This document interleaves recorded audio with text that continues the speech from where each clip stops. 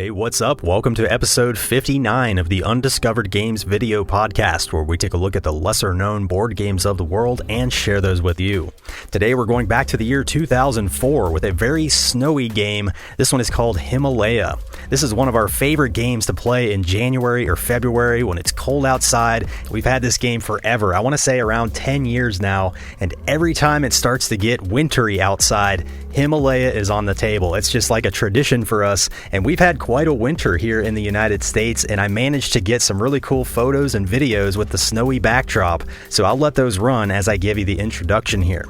Himalaya had some buzz around it back when it first came out. It was a nominee for the Spiel des Jahres back in 2005. It did not win the Game of the Year. That's the year that Niagara won, which is also sitting here on my game shelf, but Himalaya I feel like was totally forgotten about after that. Now, it did get a reprint back in 2014 under a totally different title and theme. That one was called Lords of Xidit, and from the stats over on Board Game Geek, it looks like that one was a lot more popular than Himalaya. So I might categorize this more as a forgotten game than an undiscovered game, but regardless, I never hear anybody talking about either one of these, so that's why I wanted to feature it today, because we've had so much fun with Himalaya over the years. Now, it's not the perfect game, it's not going to appeal to everyone, so make sure you watch through the video before you rush out and buy this. This game can be very brutal and punishing at times, but other times, if you get it just right, it can be very rewarding. It's a wild ride, as I like to say, but the reason it's a wild ride is because it uses action programming as the main mechanism. Each round, you're going to be programming your entire turn before you actually take it, and everybody does this in secret. You're looking out at the board and you're trying to figure out how to collect certain goods of certain colors and then deliver those goods to other areas of the board which require them. The problem is everybody's doing this simultaneously in their minds, trying to figure out, what everybody else is going to do. Can I get to that one resource queue before everybody else gets there? Should I go try to fulfill this order before my opponents, or should I wait them out and maybe I'll get a better resource over here? Lots of cool mind games here, and then once you lock in your decisions, you just have to watch it all play out. But what's cool is even as you're watching it play out, you still have to make some very important decisions regarding how you position yourself for the end game scoring. This game has a very interesting winning condition. I love when games throw a wrench in what you're used to seeing, just something totally off the wall. This game has a very cool scoring system, which I'll get into in the video. Before we get started, make sure you are subscribed right here on YouTube at undiscovered_games to learn more about lesser known board games just like this. Also, I have hundreds of games I want to make videos for, and I can't do this without the support of all the UGOGs, the channel members. If you would like to join this channel and help keep it alive, look for the join button below the video or in the video description. It's less than $2 a month, and you can directly support my work of finding and sharing lesser known games, updating the video content on a lot of these games which never got video content back when they first came out. Members get early access to all my videos, they get to vote on future episodes, and most importantly, every third episode is visible to members only.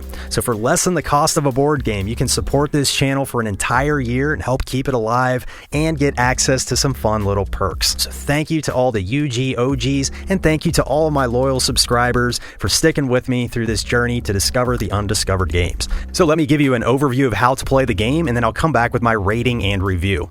It's worth noting I'm not doing a full in-depth tutorial today, so I might leave out a couple little situational rules or something like that. Just read through the rulebook, and then you can use this video as a supplement to the rulebook. It's a very simple rulebook to get through, very simple game to learn and teach. I just want to focus on giving you the flavor of the game today.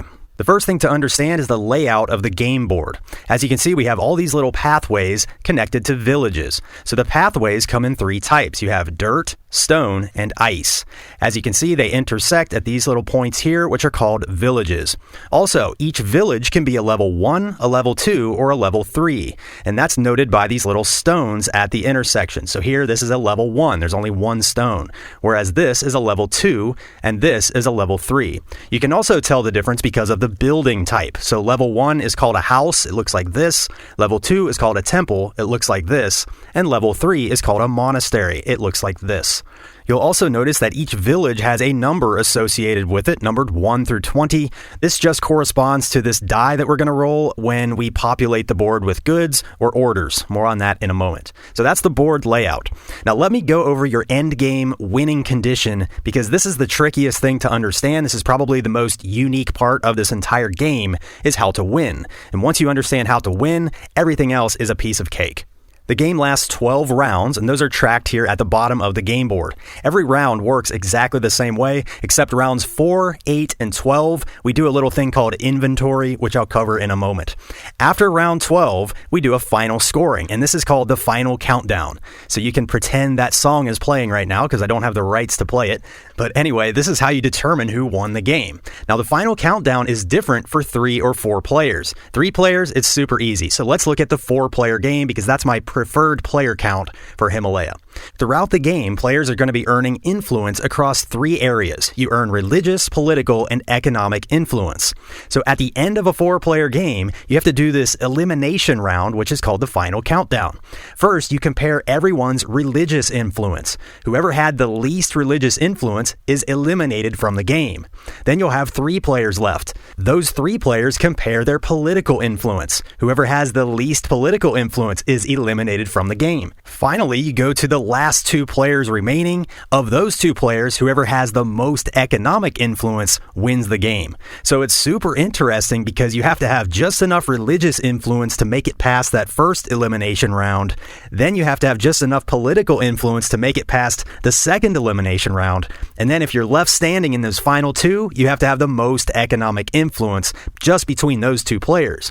The 3-player countdown is much different. The winner is simply whoever has the majority of 2 of the 3 types of influence. So if you had the majority of political and economic influence, then you just win the game. Now, there is a 5 and 6-player expansion out there for Himalaya. I've never played that, and I'm not sure how that changes the scoring at all.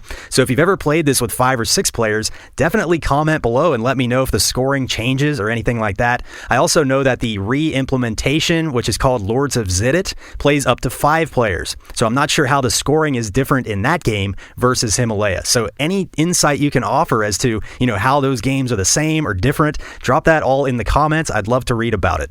So now that you understand how to win the game, let me show you how this all plays out. This is how you get religious, political, and economic influence. So I've set up the game here for 4 players. I'm not going to go over all the setup rules, but basically we roll a d20 multiple times, and that determines where all these resource cubes get started on the board.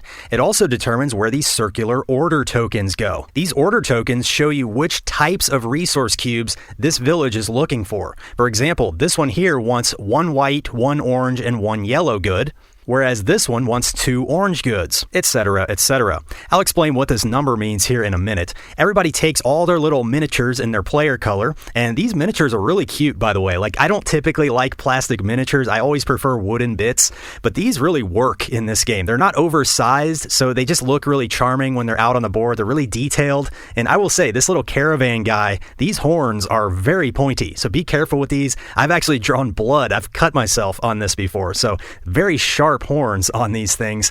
But anyway, everybody gets 5 stupas. These are going to help you with your religious influence. Everybody gets 15 delegates. These are the little dudes. These will help you with your political influence. And everybody gets 1 caravan thing here. And this is what you're going to move around the board to collect goods and fulfill orders.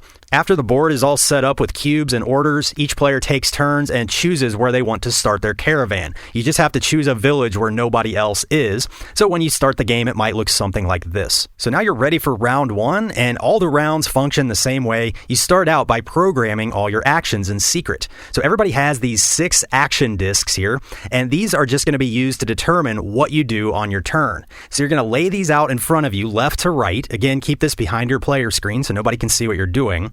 And whatever you want to do on the board, you're going to aim that side of the disc toward the board. So for example, if I want to travel along ice first, I would point the ice edge toward the board. And then maybe I want to travel along dirt after that, so I'd point the dirt side toward the board. And then maybe I want to stop there and do a deal, so I would put the hand side toward the board. And then maybe I want to rest for a turn, so I would flip this token over and do a rest action. Then for my 5th action, I want to do another deal, so I put another hand symbol up. And finally, my last action, I'm going to do another deal. So this is going to be the order of my actions this turn. Once I say I'm locked in, done, I cannot change this. So everybody does this simultaneously, and once everybody's finished, now you remove your screens and you start doing your actions. Now you resolve these one by one in clockwise turn order. So let's say I'm the start player. My first action is moving along ice. So I just slide this up to show that I've activated it, and then I move my caravan along the ice path. Then the next player goes. They're going to move their caravan along a dirt path. So they slide their token up and move along dirt. The next player chose to stay put. They had their side flipped over, so they do nothing right now. Then it goes to this player. They're going to move along dirt. So they slide their token up and move along the dirt path. Now it's back to me. I go to my second one. Now I'm moving along the dirt path. Move here. Now the next player has the hand symbol, and that shows that they want to do a deal. So let me show you how the deal works. When you choose the hand symbol, you're either going to collect a cube if there's cubes there, or you're going to deliver cubes if there's an order there. So in this example, this player is simply going to collect one cube from this location. As you can see, we have one white cube, 3 orange cubes, and 1 yellow cube. Now, this is the key rule that makes this game work. You can only take the lowest value cube available. And here is the order that you must take them in. So white is the least valuable. So if there's a white there, you have to take it. White is salt. Then it goes to orange, which is barley. Then it goes to tea, which is black. Then it goes to jade, which is green, and finally gold is the most valuable, which is yellow. So whenever you collect a cube, you only get to take one, and then you just have to take them in that ascending order. So starting with white, if there's a white one there, you have to take it. If there's no white, then you would have to take orange. If there's no orange, then you would have to take black, and so on up the line. So every time you put a hand symbol out where there's cubes, you collect one single cube of the lowest value. You put that cube behind your screen. You can lay it on the matching space here to keep it organized. Let's go to the next player here. They chose to also do a deal. Now, this is why they chose to rest the first action, because they suspected that this player was going to rush here to collect a cube. So they were trying to wait them out, hoping that white cube would be taken, and now they get to collect one orange cube because that's the lowest value available. Now the next player chose to move on ice, so they do that. Now it's back to me. I'm going to do a deal. Now, when I was planning this out, I had hoped that this player was going to travel here and take this one white cube, because then the next valuable one jumps all the way up to green, because we only have 1 white, 3 green, and 1 yellow. So I was kind of banking on them coming here and taking that. So they did not do that. Therefore, I'm stuck taking this white cube. Now the next player chose to rest. They were hoping to wait out this player, so they do nothing. This player chose to do another deal. They have to take an orange cube. This player is going to travel again along the stone path, so it looks like they were just trying to get away from everybody, and now it's back to me. Now I'm here all by myself, but I'm stuck resting. Again, I had hoped that this player was going to come here and I was going to try to wait them out, so I do nothing. Now we're back to this player. This player decided to rest again, so they were definitely banking on this player staying put, and now they were trying to wait them out and get better goods. So let's see how it works out. This player has to take another orange because they chose to do a deal. This player is all alone out here just like they wanted, and now they chose to do a deal, so they take 1 white cube. Now it's back to me. I chose to do a deal. The lowest one available is now green. So yes, I get to take a very valuable good, finally. So I get the green cube. Now it's over to this player. This player played it perfectly. They chose to do a deal. All that's available is yellow. They get the last cube from this spot.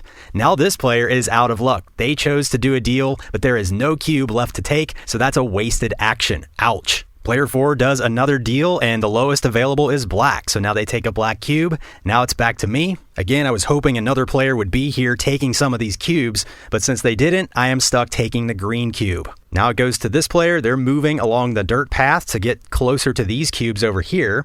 This player is moving along the ice path up toward this area.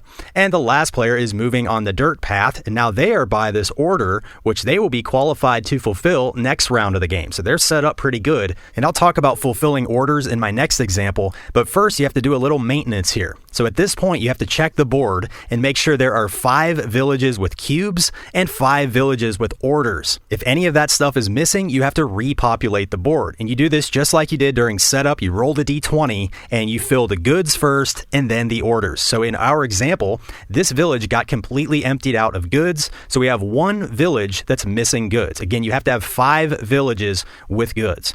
So we roll the d20, we got a number 7. We draw 5 new goods out of the bag and put them on space number 7, just like that. If you ever roll a number that already has goods or already has an order token, you just go up in numerical order until you find a village that's empty. So if 7 already had goods, you would go to the 8, then the 9, then the 10, until you find an empty village. So once you refill the board and you have 5 villages with cubes and 5 villages with orders, you're ready to start the next round. And just to be absolutely clear, you don't refill all the villages back up to 5 cubes. You just have to have 5 different villages with at least 1 cube. So like this village here still has a cube. You don't do anything with that. So hopefully I'm making that crystal clear. I know a long time ago when we played this game, I remember we played it wrong one time because we thought that you had to refill all the villages that had fewer than 5 cubes, and that is not the rule. So make sure you get that correct because that will drastically change the game. It's also worth noting that orders and cubes will never sit on the same village. So you always have 5 villages with orders and 5 other villages with cubes. So for the next round, you just pass the start player clockwise and you move the round tracker up and you do it all again. Exact same method, program out your 6 actions and resolve them. So now I can finally teach you how to get the influence that you need to win the game. So let me fast forward to a game in progress and I will just show you an example. It's very easy to understand. So let's say it's set up like this and we're kind of halfway through the round here and it's my turn and I've chosen to do a deal. So when you choose to do a deal and you're standing on a village that has one of these circular tokens, this is where you can cash in these cubes. So as you can see, this village wants orange, white, and yellow. So they want one of each. I have to already have those cubes collected behind my screen, and at this point, I cash them in. So there's my 1 orange, 1 white, 1 yellow. Those go back into the bag, and now I have a decision to make. As soon as you fulfill an order, you have 3 options. You can only choose 2 of those 3 options. And as you might suspect, those 3 options relate to religious, political, and economic influence. So if you choose to do religious influence, you simply take a stupa and put it on that location. Each location can only hold 1 stupa, no matter which player is there. So by putting my stupa here, no other player will ever put a stupa here for the rest of the game. Now the stupas are important in calculating your religious influence. When you put a stupa in a level 1 village, that's 1 point of influence. If it's in a level 2 village, that's 2 points of influence. If it's in a level 3 village, that's 3 points of religious influence. Again, you're going to add up all your religious influence at the end to make sure that you can qualify to win. Option 2, when you fulfill an order, is how you get more political influence, and this is how you get your little dudes out on the map. If you fulfill an order in a level 1 village, you put 1 dude on the map. If it's in a level 2 village, you put 2 dudes. If it's in a level 3 village, you put 3 dudes. Now the villages connect to these regions, which are, divided by the pathways. So the level 1 village always connects to exactly 1 region. The level 2 villages are adjacent to 2 regions, and the level 3 villages are adjacent to 3 regions. So in this example, I'm in a level 2 village. I get to put 2 dudes out. I could put 2 here, or 1 in each, like this. The reason you need these dudes on the map is for area majority at the end of the game. For every region where you have a strict majority of dudes, that counts as 1 point of political influence. So you count up all the regions you control, and that's how you compare your political influence to your opponents. Again, that's the second elimination round in that final countdown that we talked about. So you just need to make sure that you don't control the fewest amount of regions when the game ends. Option 3 when you fulfill an order is simply to take this order token and keep it behind your screen for endgame scoring. The order token has a number on it, and this is going to count toward your economic influence. So this has a number 8. That says there are 8 yaks on the back of this token. So you kind of flip it over and keep these in a stack, keep them secret from your opponents, and then if you make it to that final elimination round, whichever player has saved the most yaks will be the ultimate winner of the game. So economic influence is very important, but you have to make it through those first 2 elimination rounds for religious and political influence. It's a really interesting idea. It really drives your entire strategies in this game. So just a quick recap, when you fulfill an order, you have 3 options. You can put a stupa out, you can put your dudes out, or you can take the order token, and you get to do 2 of those 3 options every time you fulfill an order. Now, the only thing left to discuss is inventory, and this is really cool. It adds a little twist every 4th round. So at the end of round 4, at the end of round 8, And at the end of round 12, before final scoring, we do inventory. And this is where players go one by one and compare how many cubes they have of each good type. So you start with white. Whoever has the most white cubes gets to take a bonus token. These bonus tokens are all the same. They just add 3 yaks to your economic influence at the end of the game. So you do this for each cube color individually. If there's ever a tie for the most cubes, then nobody would get a yak token for that color. So that's how you do inventory, and that's pretty much how you play Himalaya. Now, once again, I did not cover every little rule in this video, so make sure you read through the rule book. If you have any questions, comment below. I'll be happy to answer them. I know one thing I did not cover is the tie-breaking procedure for doing that final countdown. Like if you're comparing religious influence and trying to determine, who has the least, well, if there's a tie for the least, then whoever had fewer stupas on the board would lose the tie.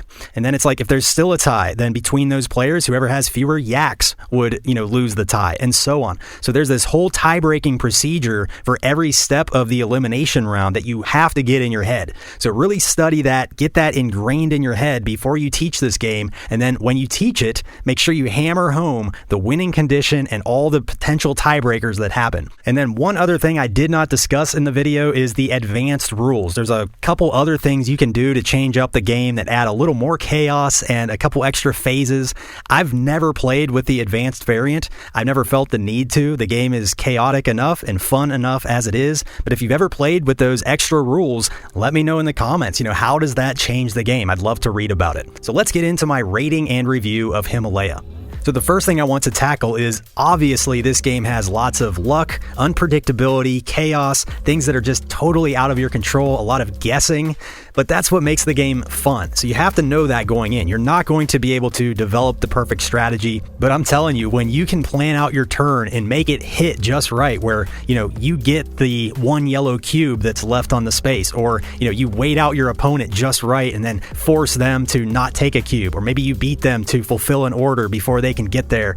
That is so satisfying in this game. But on the other side of the same coin, that will happen to you a lot as well. You will be brutally punished. You'll have an entire turn planned out, and one person takes the one cube that you needed for your turn to work, and now your entire round is wasted. And that will happen in this game. It's very punishing. But like I said, there's some really exciting high moments as well. So lots of highs and lows. It feels like a roller coaster ride. And, that kind of simulates, I guess, the dangers of traveling through these mountains and things like that. So anyway, if you know that going in, I think you'll have fun with this game, but otherwise this might not be for you. Another thing about the game I like and dislike is rolling that D20 to randomly determine where the goods go and the orders go. On one hand, there are times when certain players just get incredibly lucky, like the cubes will spawn right next to them where they already are, and that can be very frustrating because there's just nothing you can do about it. But you get lucky sometimes as well, so it kind of balances out. And one thing I like about rolling that die is because if a number already has something on it, you go up to the next number until you find an empty village. Well, let's say, villages 10 through 17 all have goods and orders on them. Well, anytime you roll that D20, if you roll a 10 through a 17, all those numbers will default to the 18 village. So you can kind of look at the board and sort of do a calculated risk assessment there of when that D20 gets rolled, what are the odds that the goods are going to come up over here versus over here? Again, it's just a guess, but you can sort of make an educated guess knowing that formula for if you roll a duplicate number, this is how it gets resolved. Another thing I really like is how you can only do 2 of the 3 options when you fulfill an order. A lot of times you're trying to gauge, I need to make sure I get enough religious influence, but wow, I'm on a level 3, I could put out 3 guys, but then I also have to look at the order value. This could give me 8 yaks, so I definitely want to take that. And I like how sometimes it makes sense to fulfill some of the low orders and just not take the order token, do religious and political by fulfilling the small orders. So it all depends on where those goods come out and where those orders come out, and then ultimately what your opponents are up to. So it's a very player-driven game, and you have to adapt constantly to what's going on the board. No 2 games have ever felt the same, and that's one thing I really like because it's basically doing the same thing over and over again for 12 rounds, but it never feels repetitive. Every time the round resets, you have to regather your thoughts and make a new plan, and it's exciting again. You think it might get repetitive after a while, but the game really builds, especially as people start getting more religious and political influence out on the map. You have to think, do I want to destroy this player's majority and take over, or do I want to make sure I get my religious influence up? Another strategy I've seen players try is hoarding, the goods cubes just to qualify for majorities when you do those inventory rounds. And if you get majorities in those cubes, you can get a lot of yaks built up just from the inventory rounds, and then you don't have to worry about option 3, taking those order tokens when you fulfill them. You can just focus on political and religious, knowing that you're getting a lot of yaks from those inventory rounds. So there's a lot of viable strategies to try out in this game, and that's what's cool is it's such a chaotic, random guessing game, but there's still a balance of that versus meaningful decisions. All things considered, I give this game an 8 out of 10. That's like a B- on my grading scale, so it's not my favorite game ever, but every time we play this, we have a blast, and this is, like I said, our go-to game in January and February. It just fits this time of year. Love that snowy theme on the board.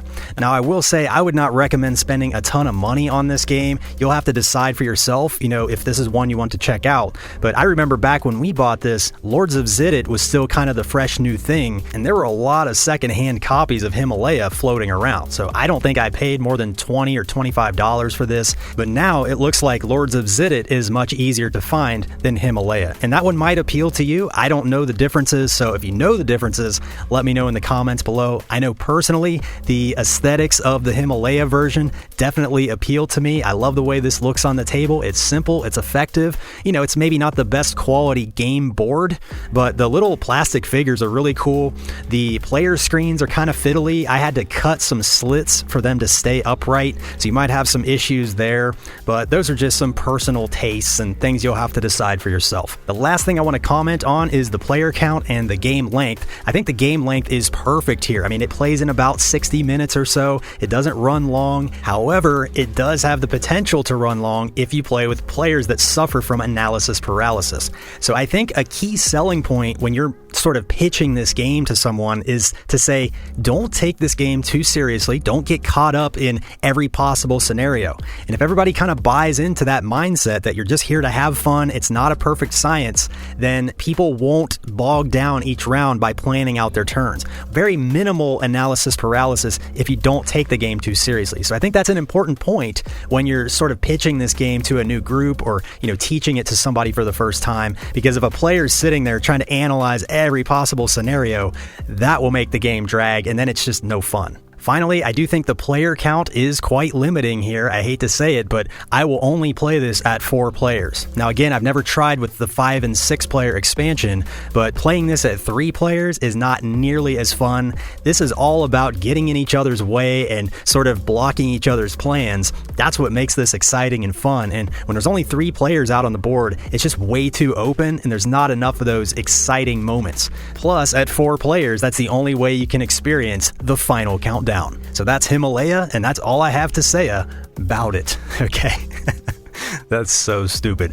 If you've ever played Himalaya, let me know in the comments what you think about it. If you've ever played that 5 or 6 player expansion or the advanced rules, definitely comment below. I'd love to know how those things change up the game. And finally, if you have Lords of Xidit, let me know, how that compares to this. What's different? What's the same? I'd love to read all that stuff in the comments below. That makes for some great discussion, so I'm looking forward to that. If you're not subscribed yet, make sure you do click subscribe right here on YouTube at undiscovered_games to learn more about lesser known board games just like this. I post a new episode about every 2 weeks. Now the next episode is going to be for members only, so there's still time to join the channel and watch that episode as well as the previous members only episodes. And you can directly support an organic content creator like myself. I just do this out of love for the hobby. I'm passionate about finding and sharing these old forgotten gems and just sort of updating the video archives for a lot of these games. So thank you for being here. There's other ways to help the channel in the video description below, so check that out. And I'll be back with another episode in a couple weeks. Again, episode 60 will be for members only,